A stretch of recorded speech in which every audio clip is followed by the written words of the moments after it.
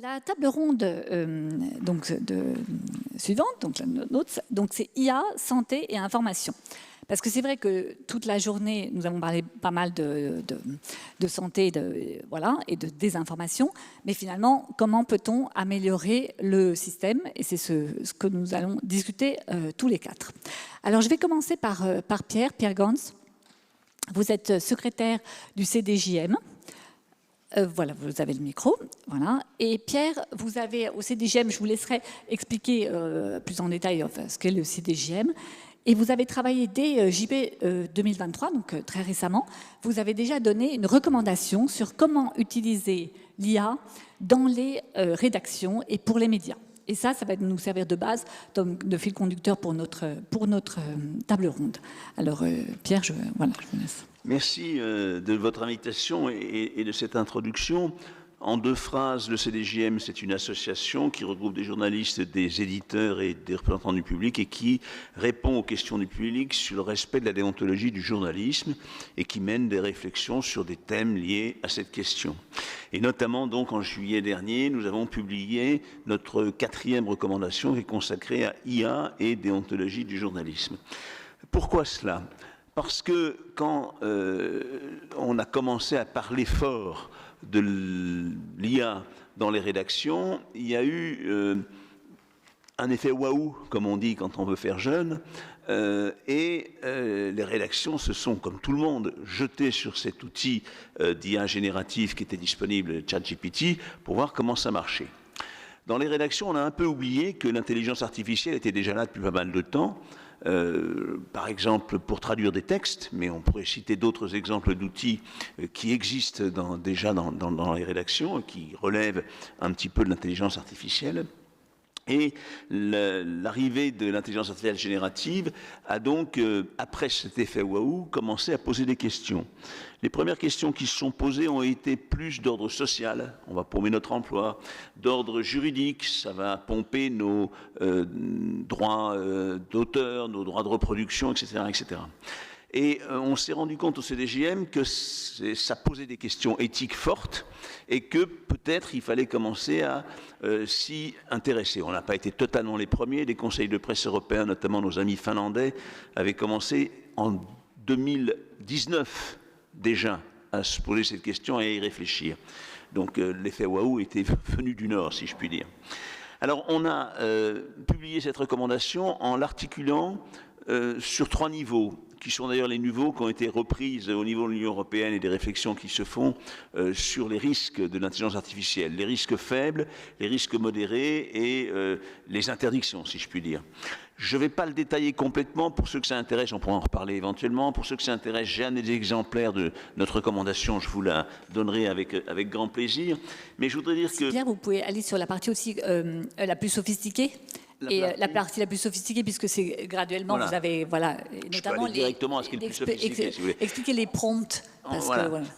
Je voudrais juste dire avant que la règle éthique pour le journaliste, c'est, quand il utilise l'IA, de garder la main. Qu'il l'utilise simplement pour lui, pour traduire un texte, ou qu'il l'utilise à destination du public pour mettre vers le public un produit journalistique qui est peu ou prou fabriqué avec de l'IA, il faut qu'il garde la main. C'est-à-dire qu'au final, c'est lui qui valide et qui diffuse ou qui ne diffuse pas.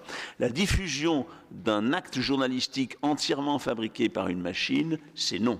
Il faut qu'il y ait un journaliste, un humain, un cerveau humain, qui au final intervienne. Ça, c'est donc la chose à dire. Alors, après, il faut dialoguer avec les machines, et j'en viens à votre question. Effectivement, nous suggérons que les journalistes soient formés à rédiger les prompts, parce que ça dépend beaucoup de la qualité de la réponse. Alors, qu'est-ce qu'un prompt ? Un prompt, les spécialistes de l'IA qui sont là l'expliqueront beaucoup mieux que moi, mais en gros, c'est l'ordre que l'on donne au logiciel, à l'algorithme, pour qu'il réponde et qu'il cherche la réponse qui convient le mieux. Donc, on insiste beaucoup sur cette formation. On insiste aussi sur le fait que dans les rédactions, il faut s'intéresser à l'IA avant son introduction. Il faut dialoguer avec les informaticiens qui fabriquent ces outils pour introduire de l'éthique journalistique dans la démarche qu'ils vont faire et dans la création de l'algorithme qu'ils font.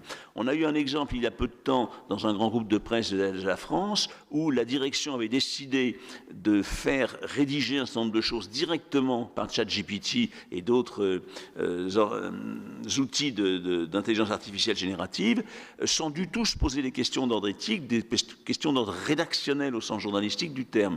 Alors évidemment, en plus de l'aspect social, ça a mené une réaction virulente des journalistes. La direction du groupe EBRA, pour l'instant, fait marche arrière et ils vont rediscuter sur qu'est-ce que peut apporter l'intelligence artificielle dans la fabrication d'un certain nombre de choses, alors y compris en prenant en compte la protection de l'emploi, etc., mais surtout en prenant en compte le respect des normes éthiques du journalisme.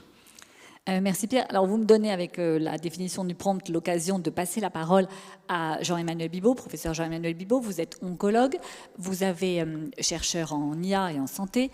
Vous avez écrit un ouvrage qui s'appelle 2041, l'Odyssée de la médecine, donc le titre porte beaucoup de choses dans le message. Et donc nous avons pu discuter, et notamment nous avons discuté de l'art de la requête, mais je sais que vous avez d'autres éclairages à nous apporter juste avant.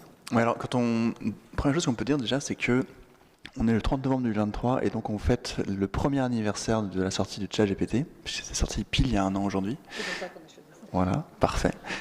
Et donc ça ne fait qu'un an, entre guillemets, qu'il y a ces logiciels qui sont vraiment disponibles au grand public. En réalité, ces méthodes-là datent d'il y a un certain temps déjà.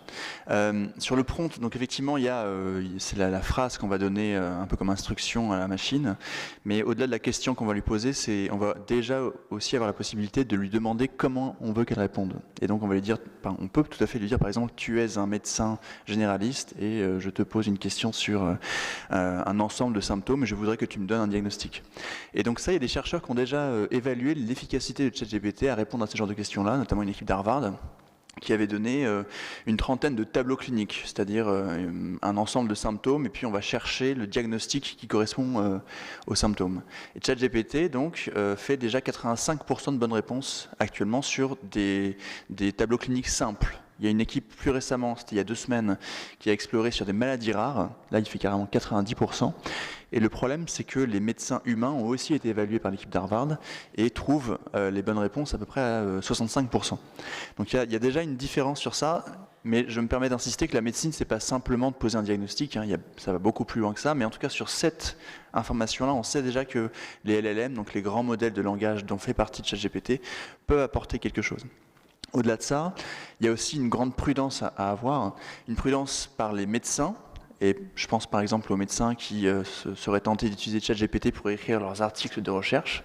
On sait que les grands journaux médicaux type New England Journal of Medicine, Lancet, autorisent maintenant l'utilisation de LLM, enfin de ChatGPT pour la rédaction, mais dans des conditions très strictes.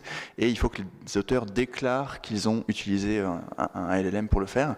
Et la prudence, c'est aussi que on sait très bien que ces LLM ont la capacité d'avoir de ce qu'on appelle des hallucinations, c'est-à-dire en fait dire des choses qui sont totalement fausses. Et parmi ces choses-là, générer des références à des études médicales qui n'existent absolument pas, avec des titres qui sont tout à fait cohérents, des listes d'auteurs qui sont tout à fait cohérents, et lorsqu'on cherche la véritable étude, eh ben, elle n'a jamais été publiée, elle n'existe pas. Donc il y a un vrai risque là-dessus aussi. Alors ça, c'est un vrai sujet. Je pense que nos autres hôtes auront des choses à dire là-dessus, parce que effectivement, l'idée de mettre réalisé avec de l'intelligence artificielle fait que ça peut devenir comme les photos de mannequins. Vous savez, on nous a demandé, on a demandé à l'industrie de mettre des mentions, ce qui fait que maintenant, toutes les photos que vous voyez, toutes les photos de publicité, il y a marqué photo retouchée. Donc à la limite, entre une photo retouchée et une photo virtuelle, voilà, on ne peut plus distinguer, enfin, le grand public ne peut pas distinguer, même un plus averti. Donc ça, c'est quand même un vrai sujet. Sur le texte, on va dire, entre guillemets, pour quelqu'un qui connaît ChatGPT, il va tout de suite voir si ça a été fait par ChatGPT. Ensuite, en fonction de la qualité du prompt qu'on a créé, on peut essayer de cacher ça et obtenir des réponses un peu différentes. Mais effectivement, c'est quasi inévitable que globalement, tout ou une grande partie de la littérature médicale à venir sera en partie générée par ce genre de modèle-là. Je ne pense pas qu'on puisse l'éviter. Alors, vous aviez aussi, on avait des réflexions assez importantes sur l'acculturation qu'il va falloir donner au public pour justement, puisque on va poser des questions à ChatGPT sur notre santé, ça, il n'y a pas de doute. Oui. Alors on l'a fait, figurez-vous, évidemment, avant de faire la table ronde, nous avons posé des questions. Alors on a vu qu'il avait un principe de précaution très important, qui valorisait énormément le médecin. Je vous rappelle que dans les chiffres de l'étude de Laurent, le médecin a une très bonne cote de confiance. Mais voilà, jusqu'à quand? Et où surtout? Alors jusque-là, c'est vrai qu'on était habitué en consultation à avoir des patients qui venaient avec des pages internet, par exemple imprimées, qu'ils avaient trouvées via Google. Donc ça, c'est vraiment le quotidien. Et d'ailleurs, à tel point que souvent, par exemple aux États-Unis, on parle souvent de docteur Google, etc. Il va falloir s'habituer à ce que les patients viennent avec des informations données pour le coup par ChatGPT. Et il va falloir avoir cette pédagogie pour expliquer que ce qui est dit par ChatGPT déjà peut être potentiellement très faux. C'est pas souvent le cas, mais ça peut. Et au-delà de ça, ce n'est pas forcément quelque chose qui va s'appliquer à la situation personnelle du patient, parce que ChatGPT n'est pas fait pour analyser un dossier médical, en tout cas pas pour l'instant, pour analyser un dossier médical avec les résultats biologiques, d'imagerie, etc. Et cette information-là, il va falloir qu'elle passe entre le patient et le médecin, entre le médecin et le patient, pour qu'on n'ait pas d'opposition sur les conclusions potentielles médicales que pourrait donner ChatGPT versus le médecin du patient. Merci. Alors, je vais en profiter à ce moment-là pour passer la parole au professeur Lordinger, qui est chez lui ici. D'ailleurs, professeur, j'ai une vraie question. Bon, c'est une question un peu légère, mais c'est pas grave. Ça peut. Dans quel coin est votre pupitre? Vous avez un pupitre attitré dans l'amphithéâtre ou pas? Est-ce que j'ai un pupitre? Oui. Oui, là-bas. Voilà, non, c'était une Je le prête volontiers.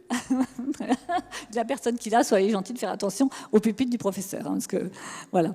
Alors, professeur, donc, vous êtes académicien de cette salle. Vous avez écrit un ouvrage avec Cédric Villani qui s'est exprimé ce matin et M.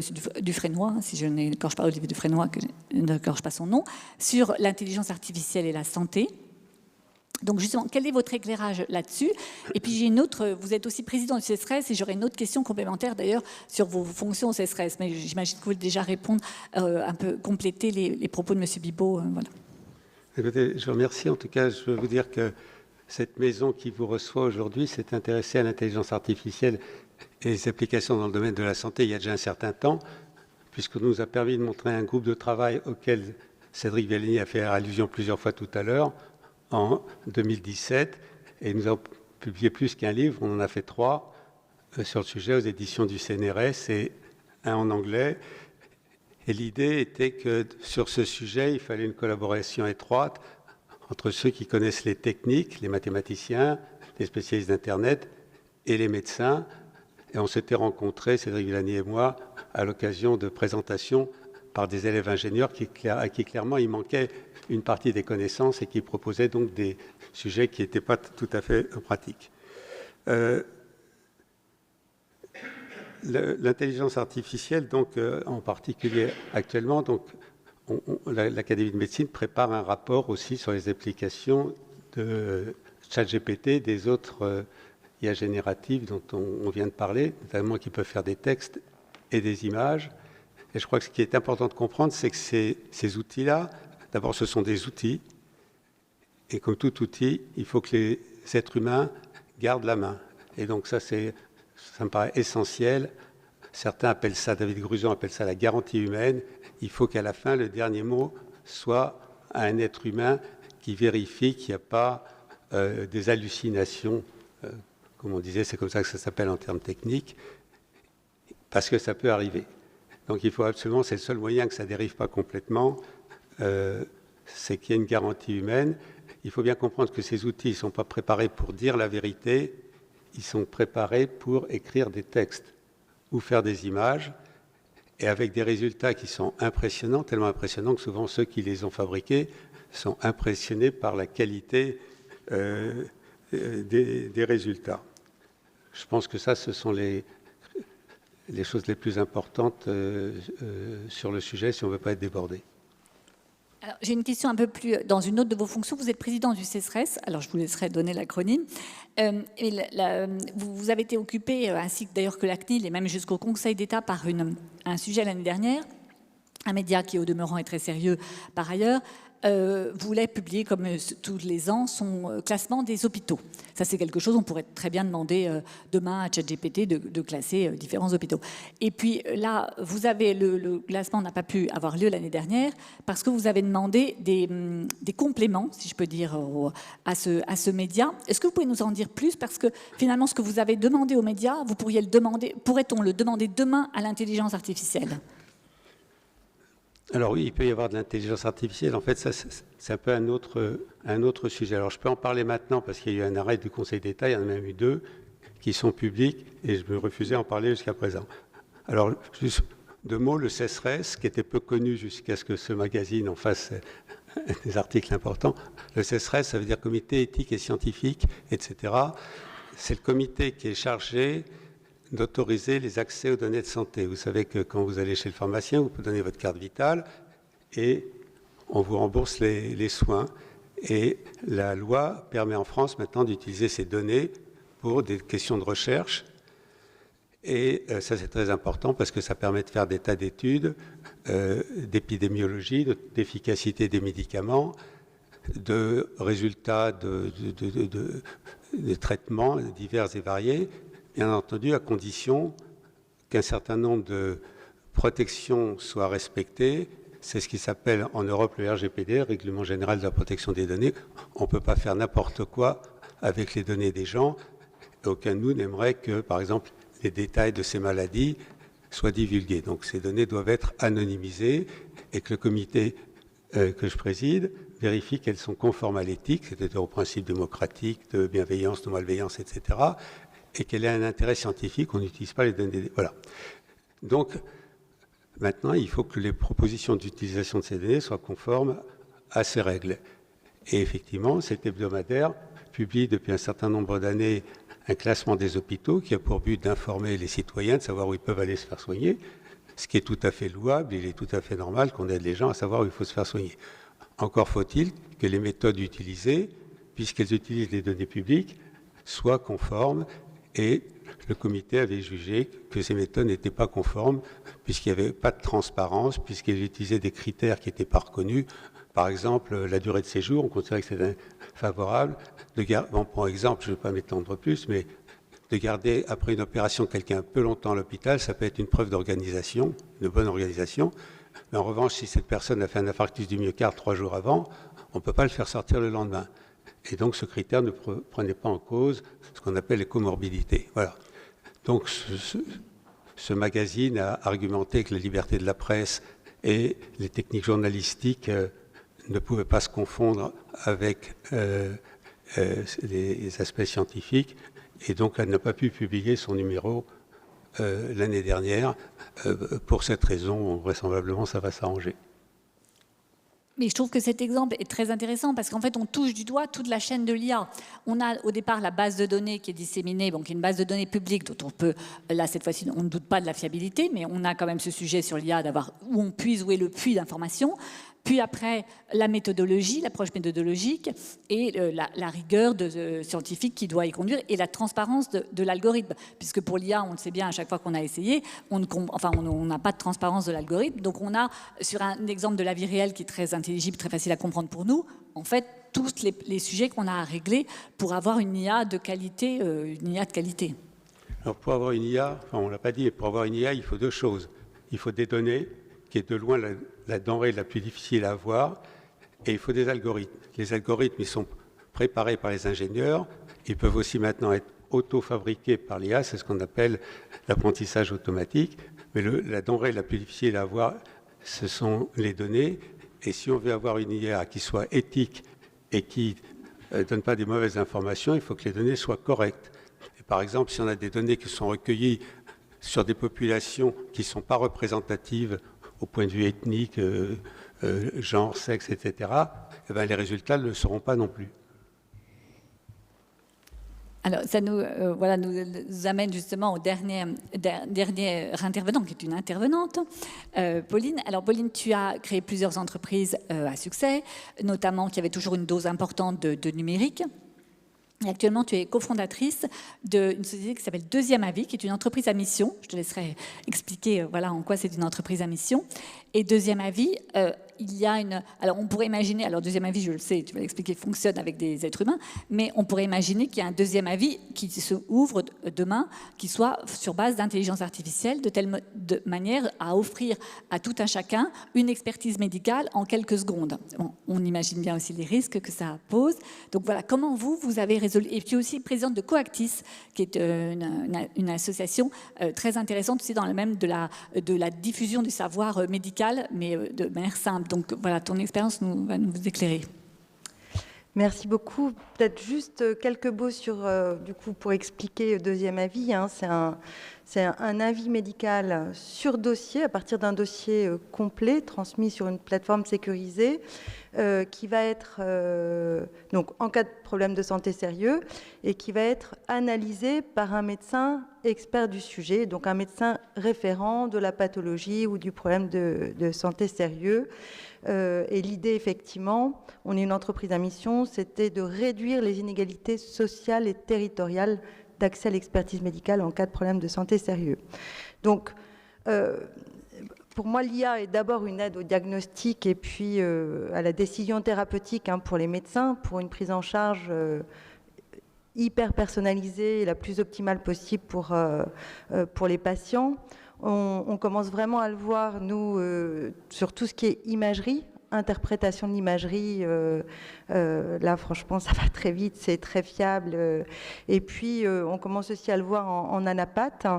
Comme tu le disais, Tiffaine, à terme, mais finalement, on parlait depuis le départ, c'était notre vision depuis le départ, mais maintenant, c'est plus après-demain, quoi. C'est vraiment cette année, sur certaines pathologies, on va pouvoir proposer un double avis.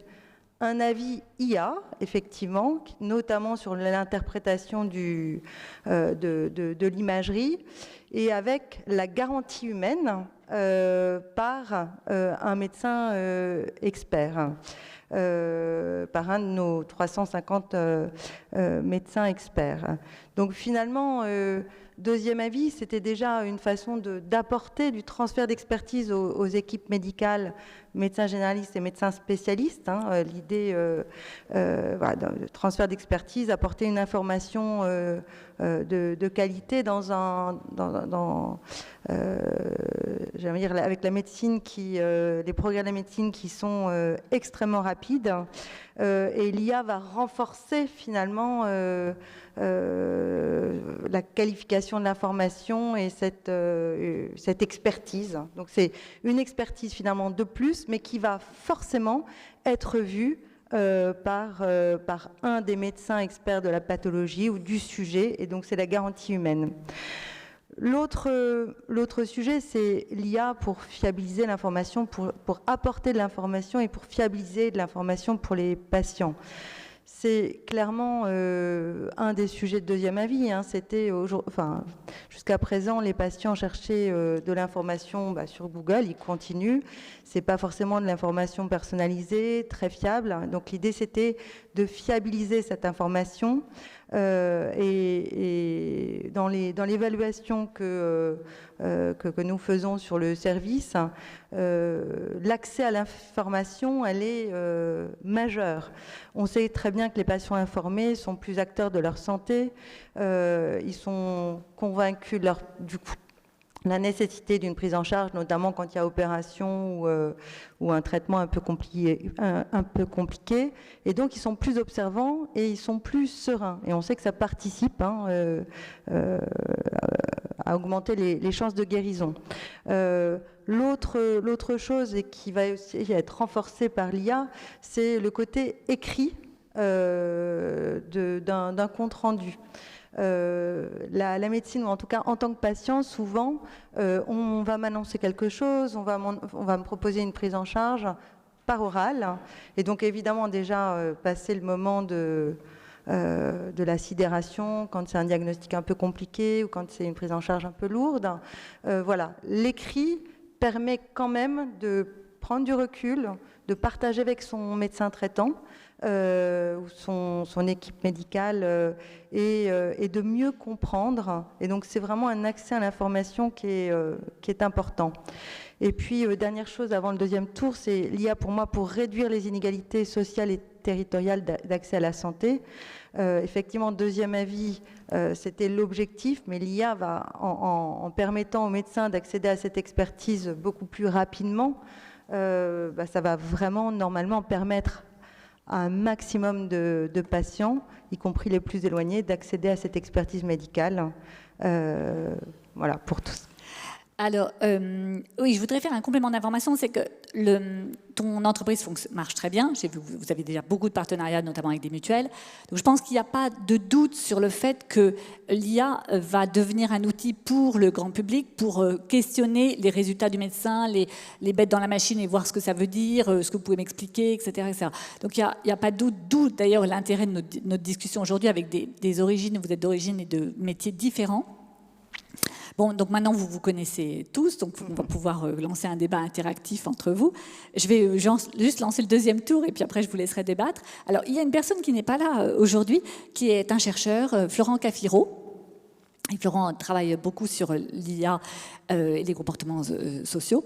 Et donc, nous avions discuté de... Alors, il n'est pas là pour raison de santé. Alors, ça n'a pas de chance, mais bon. Mais voilà, heureusement, on lui souhaite un prompt rétablissement. Et voilà, et Florian parlait de l'IA et de la manière dont on allait nourrir l'IA pour voir ce qui allait en ressortir pour nous.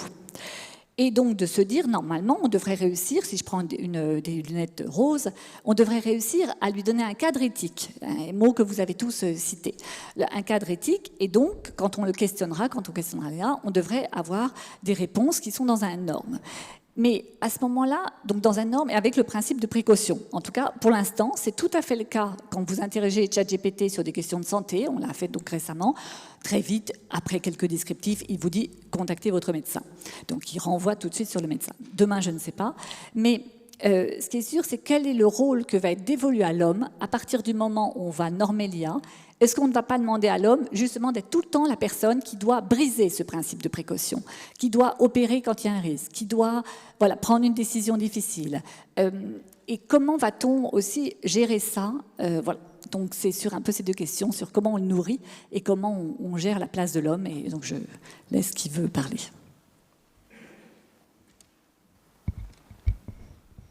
Comment on gère la place de l'homme? Moi, je vais faire simple. Un médecin augmenté par l'IA, oui. Un médecin automatique, non. Enfin, je peux répondre un peu plus en détail, mais je crois qu'il faut faire très attention. Et quand on parle d'information aux patients ou de mésinformation, il y a eu un temps, moi je me rappelle le patron, on opérait des gens avec des cancers et puis on leur disait faites confiance, ça va aller bien, et puis ils se retrouvaient avec une poche définitive, on ne leur avait pas expliqué, puis c'était la période, on expliquait. À l'inverse, trop informé, il faut être sûr que le patient est bien prêt à recevoir, parce que tout le monde n'est pas prêt à recevoir, donc ça c'est un peu de l'intuition. Et les pires cas que j'ai vus, c'est des gens qui s'étaient trop informés sur Internet, pas avec l'IA actuelle, et qui du coup, quand vous avez une maladie grave, que le médecin vous dit on va faire ce qu'on va pouvoir, expliquer le traitement, et que la personne est allée regarder sur Internet et que son espérance de vie à 2 ans est de 5%, c'est pas tout à fait pareil que s'il n'avait pas su l'information. Et ça, c'est pas une vue paternaliste. C'est de la pratique. La deuxième chose que je veux dire, c'est que le diagnostic automatique, vous en avez parlé, l'aide au diagnostic, il est clair que l'IA, elle permet d'aider sur des sujets ponctuels. L'analyse d'une image, d'une radio, l'IA voit beaucoup plus qu'un œil de radiologue même averti. Le comptage de cellules sur des pièces d'anatomie pathologique, il n'y a pas de problème. Après, faire la synthèse pour un diagnostic, c'est beaucoup moins évident. Et en gros, jusqu'à présent, ça n'a pas marché. Et il y a des firmes comme IBM qui ont perdu des millions et des milliards de dollars avec IBM Watson, par exemple, parce que ça n'a pas marché pour différentes raisons. Il est probable que ça va changer avec les nouvelles IA génératives et qu'on va changer là-dessus, mais il faut faire attention, c'est pas si évident que ça. Et vraiment, quand on est malade, la plupart des gens, ils aiment bien avoir un être humain qui s'informe et qui soit au courant de tout ce qui se passe avec l'IA, oui, mais un ordinateur pour soigner quelqu'un de malade, c'est plus difficile. Ouais, la place de l'humain va être difficile à définir. Moi, je voulais revenir sur le concept de garantie humaine dont on parle très souvent, et en abordant du coup une application d'IA dont on parle pas très souvent, puisque pour l'instant, on a parlé de tout ce que l'IA pouvait faire, de ce que les humains savent faire, c'est-à-dire par exemple analyser une image, compter des cellules, dépister un cancer du sein sur une mammographie. Donc ça, effectivement, l'IA sait le faire, mais l'humain sait le faire.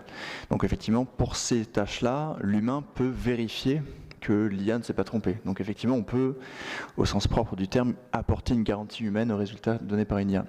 Là où ça se corse un petit peu, c'est lorsqu'on va utiliser des IA à visée prédictive. Et donc nous, dans le laboratoire, on travaille surtout sur ça. C'est-à-dire modéliser l'avenir, c'est-à-dire vos risques de développer une maladie, ou alors si vous avez déjà un diagnostic, vos risques de guérir en fonction de tel ou tel traitement. Donc c'est vraiment prédire l'avenir. On sait que les humains sont pas très bons pour le faire. Vous pouvez demander au meilleur expert du cancer de la prostate les chances de guérison en fonction de caractéristiques très précises. Il va très certainement se tromper parce que les capacités biologiques du cerveau sont pas très très bonnes au-delà de 5 facteurs grosso modo à prendre en compte. L'IA, elle n'a pas vraiment ce problème-là, bien entendu. Et donc ça va être compliqué parce que les IA vont être utilisées, je pense, pour faire des prédictions, pour personnaliser les soins, mais l'humain ne va par essence pas être capable de vérifier que ce que dit l'IA est juste. C'est-à-dire que si elle vous donne un certain pourcentage de chances de guérison, vous êtes totalement incapable de vérifier si c'est juste ou pas. Donc pour ces IA-là, la garantie humaine va, à mon sens, pas être tout à fait pertinente, et c'est pour ces IA-là qu'il va falloir réfléchir à des méthodologies de validation clinique, c'est-à-dire peut-être de faire des vrais essais cliniques comme on le fait pour les médicaments, mais de validation d'une IA prédictive, parce que sur ces IA prédictives, il y a des forts enjeux, notamment anxiogènes. C'est-à-dire que si on vous donne des risques de développer une maladie et qu'en fait on se trompe, c'est extrêmement problématique, et pourtant c'est des outils dont on va avoir besoin, par exemple moi en tant que cancérologue, dont j'aurais vraiment besoin pour soigner les patients. Donc sur ces thématiques-là qui sont encore très prospectives, hein, parce qu'on fait beaucoup de choses déjà au jour le jour avec de l'IA, et ça c'est du quotidien, mais il y a d'autres choses qu'on ne fait pas encore au quotidien, qui sont encore dans les labos. Il y a encore beaucoup de questions à se poser, et la place de l'humain va être enfin les questions qu'on va se poser sur la place de l'humain sur ça sont à mon sens encore plus vertigineuses que celles qu'on peut se poser juste avant.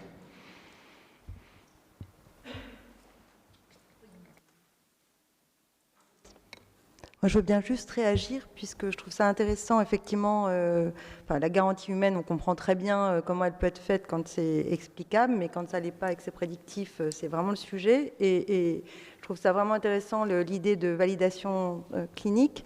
Mais comme c'est une IA apprenante, comment on fait une validation clinique sur quelque chose qui bouge en permanence ?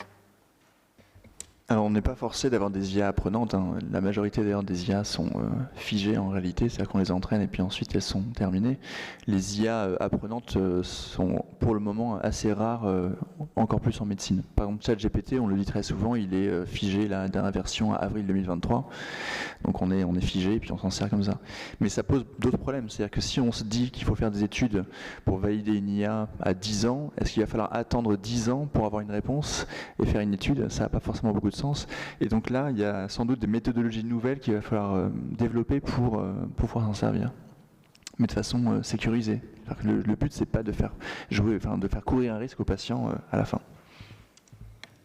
Juste une information, là, comme je l'ai dit, je prépare un rapport pour l'Académie de médecine sur IA générative et santé, et en rédigeant le chapitre aide au diagnostic, j'ai posé la question à ChatGPT.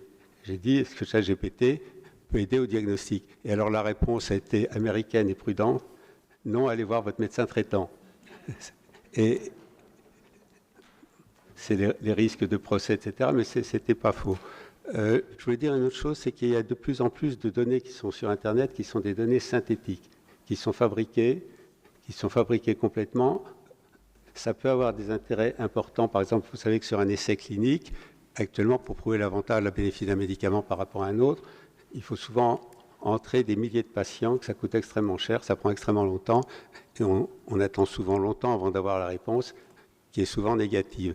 À partir des dossiers d'une cinquantaine de patients, on peut créer des milliers de patients synthétiques, qui en plus sont anonymes, donc on n'a plus les problèmes d'anonymisation, mais ça peut aussi poser des inconvénients. Donc ils n'existent pas en fait, ces patients, on est d'accord. Ils n'existent pas, ils sont fabriqués à partir de patients réels. Donc ces données synthétiques, c'est tout nouveau, ça va pouvoir aider beaucoup la recherche clinique. À l'inverse, on peut aussi penser qu'on peut faire n'importe quoi avec, et certains spécialistes considèrent que dans quelques années, il y aura 80 à 90% des données qui circulent sur Internet qui sont des données synthétiques. Ce qui veut dire qu'il faut qu'il y ait des contrôles d'État ou inter-État européens, etc., ou par les producteurs de données, et puis des contrôles à l'usage pour avoir des moyens de repérer ces données qui sont synthétiques, en tout cas savoir ce qu'on utilise. Est-ce que ce sont des données du réel ou des données synthétiques? Alors sur la thématique des données synthétiques, effectivement, c'est vraiment impressionnant parce qu'on sait qu'OpenAI, donc OpenAI, c'est l'entreprise qui fait ChatGPT, est en train de préparer GPT-5, enfin la suite du 4, et ils ont des problèmes parce qu'en fait, vous savez que GPT, en fait, il est entraîné à partir de textes et de données aspirées d'Internet, plus ou moins légalement d'ailleurs. Et ils ont des problèmes parce qu'en fait, ils sont en train d'aspirer des données qui ont elles-mêmes été générées par GPT et qui du coup, en fait, n'ont aucune valeur pour du réentraînement de machines. Donc c'est exactement le même problème pour la médecine. On va se retrouver potentiellement dans une situation de véritable serpent qui se mord la queue, où au final, on réutilise des données qui ont elles-mêmes été synthétiques. Mais effectivement, sur les essais virtuels, je pense que c'est certainement les voies d'avenir à explorer pour des validations autant d'ailleurs de médicaments que d'IA. Ouais. Alors Pierre, oui, très bien. Je vous écoute avec beaucoup d'intérêt et je me dis que dans ce contexte que vous décrivez, l'information par les journalistes du public sur les questions de santé devient encore plus compliquée qu'elle n'était. Cela impose aux rédactions et aux journalistes une attitude par rapport à ces informations qui consiste à faire appel à des confrères et des consoeurs qui soient compétents. Le problème, et ça a été évoqué rapidement ce matin à une table ronde, qu'on a sur l'information médicale aujourd'hui, c'est que très souvent, ce ne sont pas des journalistes qui sont compétents, qui sont formés à cela. Si vous prenez une rédaction de radio-télévision, le présentateur du journal de 17h, il peut aussi bien faire un sujet bref sur un problème de médecine ou ce que vous évoquiez tout à l'heure, par exemple, sur les cohortes virtuelles, que parler d'autre chose. Et donc, je crois que vraiment, une règle éthique que les rédactions doivent réactiver, c'est de faire traiter les sujets par des journalistes qui sont formés. Non seulement formés à la compréhension de l'IA, mais formés au sujet en question. Et c'est quelque chose sur lequel nous avons beaucoup insisté en tant qu'organe de déontologie journalistique. Écoutez, merci. Alors oui, Pauline, vas-y. Je veux dire, c'est un sujet qui était abordé tout à l'heure par Gérald Bronner aussi, c'est que il n'y a pas que les journalistes, il y a aussi les médecins. Et quand on veut passer à la télévision ou à la radio, c'est beaucoup plus facile de faire le buzz en racontant un truc extraordinaire qu'en disant c'est bien l'IA, c'est un outil, ça va aider les médecins. Alors que si on dit il n'y aura plus besoin de médecins parce qu'il y aura un ordinateur, il n'y aura pas plus besoin de chirurgiens parce qu'il y a un robot, ça plaît. Et là, vous êtes invité sur les plateaux de télévision. Et moi, je voulais juste insister sur l'aspect éthique de l'IA,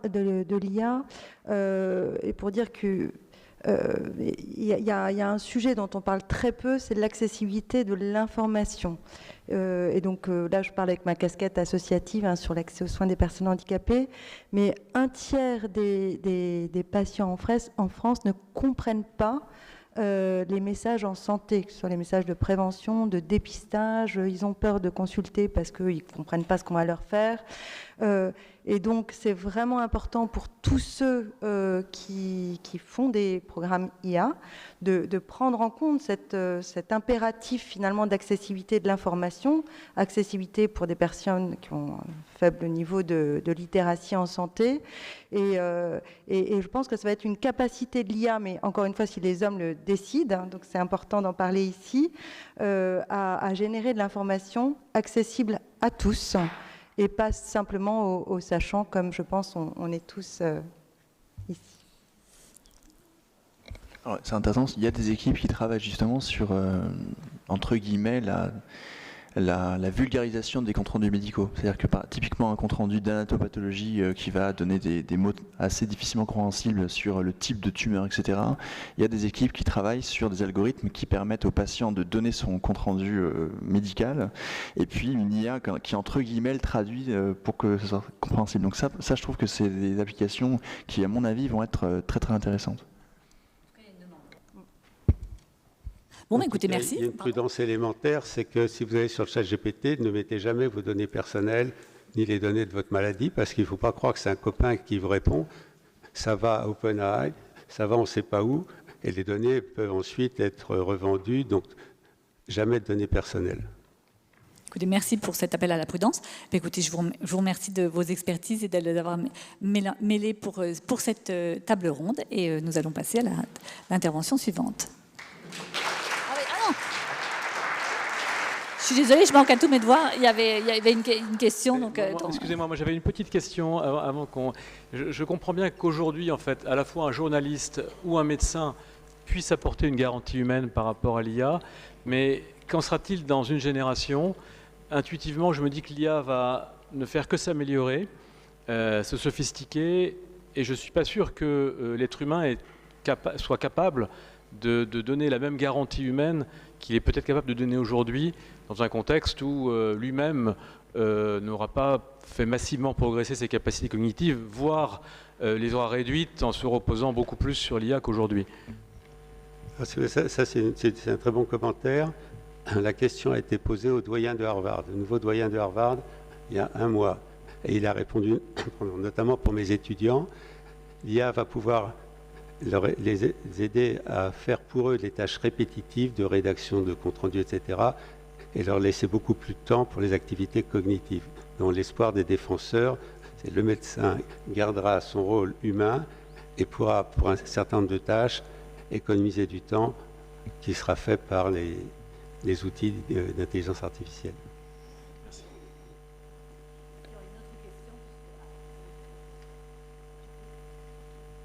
Je trouvais très important effectivement le rappel sur les données personnelles, puisqu'on a quand même plusieurs exemples d'utilisation de patients qui rentrent les données de leur compte rendu et qui parfois arrivent à des résultats intéressants. Je ne sais pas si vous vous souvenez de ce cas assez emblématique de cette mère de famille qui avait consulté plus de 13 spécialistes et qui a rentré effectivement tous les résultats concernant son petit garçon de 4 ans qui avait un problème de moelle épinière, et ChatGPT 4 est revenu vers elle avec un diagnostic finalement, et qui a permis ensuite aux médecins qui le suivaient de le traiter. Donc c'est un cas parmi des centaines de cas où les diagnostics rendus par ChatGPT sont mauvais, mais c'est vrai que la crainte qu'on pourrait avoir, même si l'IA va s'améliorer, et l'IA générative, c'est que malgré tout, on ne retienne que ces cas emblématiques en considérant que ça va répondre à 90% des réponses. C'est ce que disent d'ailleurs parfois certains médecins d'Harvard. Mais en réalité, il y a les 10% de risque que justement on n'y réponde pas et que les patients se retrouvent dans des cas très critiques. Et avec les déserts médicaux, clairement, on s'en rendait finalement à Google, et maintenant ça va être ChatGPT qui va remplacer les médecins. Donc clairement, comment on répond à ça de manière pragmatique? Quelle communication? J'ai pas la réponse, mais c'est vrai que de façon globale, le commentaire est intéressant, et il y a cette anecdote effectivement qui a été rapportée qui illustre un peu la possibilité de réduire l'errance diagnostique. On parle souvent d'errance thérapeutique, mais il y a aussi l'errance diagnostique, et ça, je pense que pour le coup, l'IA a un vrai rôle à jouer là-dessus. Mais au-delà de ça, effectivement, pour les 10%, pour lesquels on va dire 10%, imaginons que ce soit 10% d'erreurs d'IA. L'idée quand même, c'est qu'on le sait, c'est publié dans de nombreuses publications de haut niveau.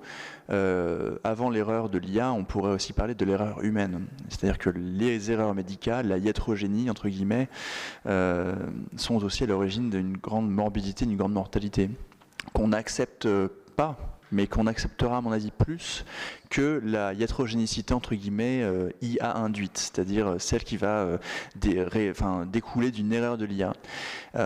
Sur cette thématique-là, j'ai pas la réponse sur comment est-ce qu'il va falloir gérer ces erreurs de l'IA, mais il faut garder la lucidité que probablement que ces erreurs de l'IA seront bien moins nombreuses que les erreurs humaines.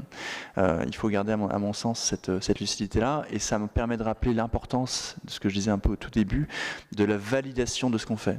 C'est-à-dire qu'on ne peut pas utiliser des algorithmes comme ça parce que c'est magique. Il va falloir réfléchir à comment on fait pour montrer de façon rigoureuse qu'ils ne sont pas nocifs, qu'ils ne représentent pas de perte de chance pour les patients. Et donc ça, c'est compliqué.